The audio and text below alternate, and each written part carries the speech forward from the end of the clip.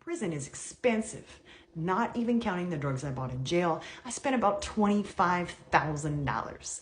That was commissary, that was phone calls, and once I got to prison, it was music and emails too. But here's the really important part. It meant that all my basic needs were met.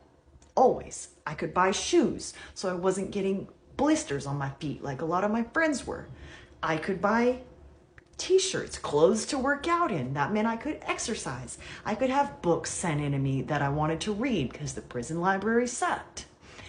But most of all, it meant I could maintain my social connections.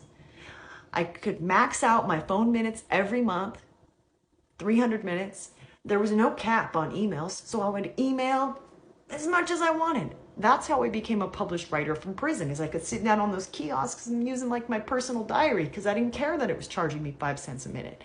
You see, I was able to have this fundamentally different prison experience because I had got arrested so soon after my mom had died.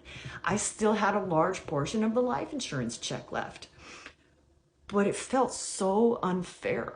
Like, I watched my friends struggle to be able to buy tampons. I watched friends not be able to call their kids on the first day of school. And there I was like, oh yeah, what'd you get at Burger King?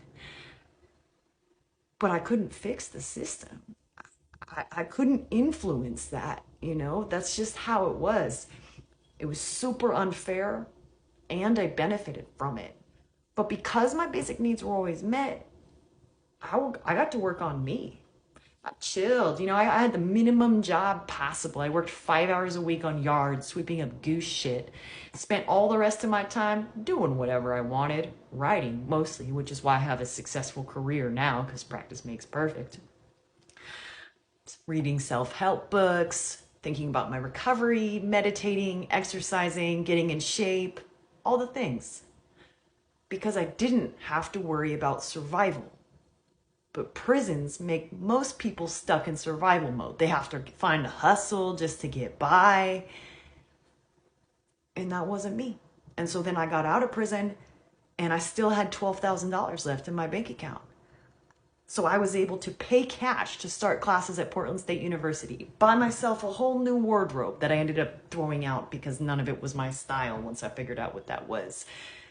Re-entry was super expensive, and they expect you to do that with nothing. I essentially bought myself a successful re-entry, and then that led directly into me having a successful career. Like, I bought myself the golden ticket into the middle class. Where's the justice in that?